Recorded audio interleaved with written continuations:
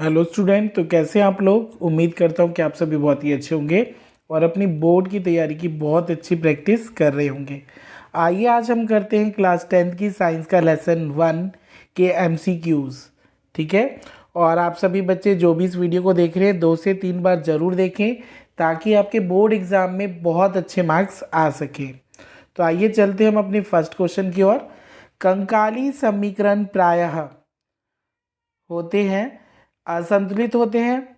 कुछ समीकरण ऐसे भी होते हैं जिन्हें संतुलित करने की आवश्यकता नहीं है। ए बी दोनों या इनमें से कोई नहीं। तो इसका ऑप्शन होगा सी। जो कंकाली समीकरण होते हैं वो असंतुलित होते हैं और कुछ ऐसे समीकरण भी होते हैं जिन्हें हमें ठीक करने की जरूरत नहीं है। तो इसका आंसर होगा सी। क्वेश्चन नंबर 2 की बात करें, निम्न में से कौन संयोजन अभिक्रिया है। आपको ये पता होना चाहिए कि संयोजन अभिक्रिया होती क्या है। संयोजन अभिक्रिया में क्या होता है कि दो चीज मिलकर एक चीज को बनाती है। ठीक है, जैसे मैंने आपको a plus b equal to c लिखा है, यानी दो चीज मिलकर एक नई चीज बना रहे हैं, तो इसे हम कहते हैं संयोजन अभिक्रिया। तो जब आप सभी ऑप्शन को देखेंगे तो इसका आंसर होगा सभी। क्वेश्चन नंबर 3 देखिए, वियोजन अभिक्रिया। वियोजन अभिक्रिया क्या होती है बच्चे कि एक चीज से दो या दो से ज्यादा चीजें बनना। जैसे मैंने लिखा है a equal to b plus c, यानी एक चीज से दो या ज्यादा चीज अगर बनती है तो वो हमारी वियोजन अभिक्रिया होगी। तो इसका ऑप्शन है ए। क्वेश्चन नंबर 4 की बात करें, सिल्वर क्लोराइड सूर्य के प्रकाश की उपस्थिति में किस रंग का दिखाई देता है। तो वो हमें धूसर रंग का दिखाई देगा। क्वेश्चन नंबर 5 की बात करें, निम्न में से क्या उपचयन अभिक्रिया में नहीं होता। उपचयन और अपचयन का डिफरेंस दे रखा है आपको। हाँ जी, तो उपचयन में क्या नहीं होता। तो उपचयन में ऑक्सीजन में वृद्धि होती है, हाइड्रोजन का ह्रास भी होगा, इलेक्ट्रॉन का लेना नहीं होता। उपचयन अभिक्रिया में इलेक्ट्रॉन देता है, तो इसमें इलेक्ट्रॉन का देना होना चाहिए था। तो इसका आंसर होगा सी। क्वेश्चन नंबर 6 की बात करें, सफेदी के बाद दीवारों पर चमक का कारण। सफेदी करने के बाद आप 1 से 2 दिन के बाद देखते हैं कि दीवारों पे काफ़ी चमक आ जाती है। तो वो चमक आती है कैल्शियम कार्बोनेट के कारण। क्वेश्चन नंबर 7, जल का विद्युत वियोजन एक वियोजन अभिक्रिया का उदाहरण है। इस अभिक्रिया में उत्सर्जित हाइड्रोजन और ऑक्सीजन गैस का अनुपात की अगर बात करेंगे, अगर पहले हाइड्रोजन की बात की है तो 2:1 इसका आंसर होगा। क्वेश्चन नंबर 8, आलू के चिप्स को विकृत गंधिता से बचाने के लिए प्लास्टिक की थैली में भरी जाती है नाइट्रोजन गैस। क्वेश्चन नंबर 9 और बहुत इंपॉर्टेंट क्वेश्चन है, श्वसन एक अभिक्रिया है। तो श्वसन कैसी अभिक्रिया है। श्वसन एक उपचयन अभिक्रिया है जो कि ऊष्माक्षेपी है। क्वेश्चन नंबर 10, मीथेन का दहन उदाहरण है। तो मीथेन क्या होता है बच्चे, मीथेन का रासायनिक सूत्र होता है CH4। ठीक है, और जो मीथेन होती है वो रंगहीन होती है, कोई कलर नहीं होता और गंधहीन भी होती है। ठीक है, हाँ जी, तो आप इसके ऑप्शन देखिए, ऊष्माक्षेपी अभिक्रिया, दहन और वियोजन अभिक्रिया। तो इसका जो आंसर है वो है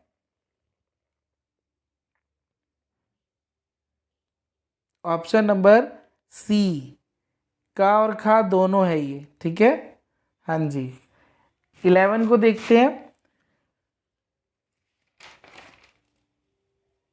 11 में है कि एक्स के विलयन का उपयोग सफ़ेदी के लिए किया जाता है। तुम सफ़ेदी के लिए कैल्शियम ऑक्साइड का यूज़ करते हैं। नेक्स्ट है, जब लोहे की कील को कॉपर सल्फेट में डाला जाता है तो कॉपर सल्फेट के विलयन का रंग परिवर्तित होता है, तो वो नीले से हरा हो जाता है। ठीक है बच्चों, हाँ जी। क्वेश्चन नंबर 13 पे आ जाइए। 13 में आपसे पूछा गया है, दी गई रासायनिक अभिक्रिया का संतुलित समीकरण है hydrogen plus chlorine equal to hydrogen chloride. तो hydrogen plus chlorine equal to hydrogen chloride, तो ये है इसका आंसर। ठीक है, H2 plus Cl2 equal to 2HCl। आगे चलते हैं बच्चों। 14 में देखिए, जब लेड नाइट्रेट क्रिस्टल को शुष्क परखने में गर्म किया जाता है तो निर्गत होने वाली भूरे गैस का नाम बताइए। तो आप ऑक्सीजन और नाइट्रोजन ऑक्साइड ये दोनों ही निकलती है उसमें से, तो इसका ऑप्शन होगा सी। सिल्वर क्लोराइड को किस रंग की बोतल में भंडारित किया जाता है? तो सिल्वर क्लोराइड को हम काले कलर की बोतल में भंडारित करते हैं, क्योंकि इसको धूप से बचाना होता है और धूप लगते ही ये खत्म हो जाती है, यानी खराब हो जाती है। क्वेश्चन नंबर 16 की बात करें, बर्फ का पिघलना कौन सा परिवर्तन है? अब देखिए, आपको ये समझना कि भौतिक और रासायनिक परिवर्तन क्या होते हैं। भौतिक परिवर्तन का मतलब होता है कि जैसे हमने किसी चीज़ को, जैसे बर्फ है, बर्फ को हमने पानी में बदला और पानी से फिर हम उसको बर्फ में भी चेंज कर सकते हैं। मतलब किसी चीज़ को बदलकर वापिस अगर हम उसी अवस्था में ला सकें तो वो भौतिक परिवर्तन होगा। और जिस चीज़ को हमने किसी चीज़ में कन्वर्ट करने के बाद उसको फिर वापस उसी अवस्था में नहीं ला सकते तो वो हमारा रासायनिक परिवर्तन होगा। तो बर्फ का पिघलना एक भौतिक परिवर्तन है। नेक्स्ट है दूध से दही बनना, तो ये रासायनिक होगा, क्योंकि जब दूध से दही बन गई लेकिन दही से हम वापस दूध नहीं बना सकते, तो ये हमारा रासायनिक परिवर्तन है। क्वेश्चन नंबर 18, जब बुझा हुआ चूना जल से अभिक्रिया करता है तो क्या बनता है? तो जब बुझे हुए चूने को जल से अभिक्रिया करते हैं तो ये कैल्शियम हाइड्रोक्साइड बनता है। नेक्स्ट क्वेश्चन है, वेरी इंपॉर्टेंट है, लोहे को जिंक से लेपित करने की क्रिया को क्या कहते हैं? तो उसको हम कहते हैं गैल्वेनीकरण, है ना। और हिंदी में एक यशद लेपन भी कहते हैं, तो यशद लेपन याद रखना हिंदी मीडियम के बच्चे। 20 क्वेश्चन, सिल्वर क्लोराइड का रंग कैसा होता है? तो सिल्वर क्लोराइड की बात करें तो वो वाइट कलर का होता है, यानी श्वेत।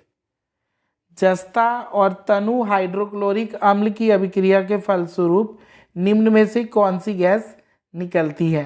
तो वहाँ पर H2 गैस निकलती है। कौन एक दहन अभिक्रिया है?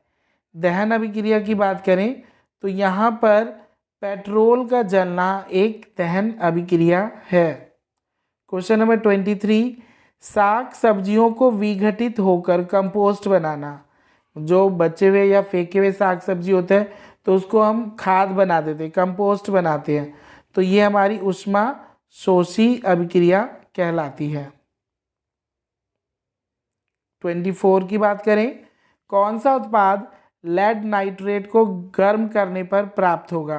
तो जब आप लेड नाइट्रेट को गर्म करेंगे तो अब आपको N2 NO2 और O2 प्राप्त होगा। ठीक है, यानी इसका ऑप्शन नंबर डी इसका आंसर होगा, NO2 एंड O2। 25 की बात करें, निम्न में से कौन सही है? तो यहाँ पर देखिए, ये 10 वाला, ये क्योंकि धावन सोडे का फार्मूला है ये, तो ये सही है।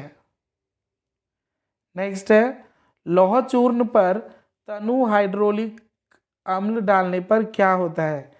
जब आप लोहे की चूर्ण पे हाइड्रोलिक अम्ल डालेंगे तो हाइड्रोजन गैस और आयरन क्लोराइड बनता है। इससे क्या क्या होगा?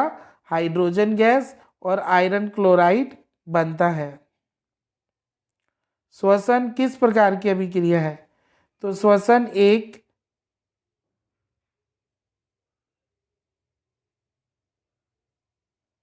उपचयन अभिक्रिया है। ठीक है, इसका ऑप्शन नंबर ए होगा। 28 की बात करें, इलेक्ट्रॉन के स्थानांतरण से बनने वाले यौगिक को क्या कहते हैं? तो इलेक्ट्रॉन के जो स्थानांतरण होता है तो उससे जो यौगिक बनते हैं उनको हम कहते हैं विद्युत संयोजी। नेक्स्ट है, नीचे दी गई अभिक्रिया में कौन सा कथन सही है। आपको एक अभिक्रिया दी गई है, एक समीकरण दिया गया है, आपको उसमें से देख के बताना है कि ये समीकरण किसके लिए होता है। तो ये वाला जो समीकरण है वो कॉपर के ऑक्सीकरण का है। ठीक है बच्चों, हाँ जी।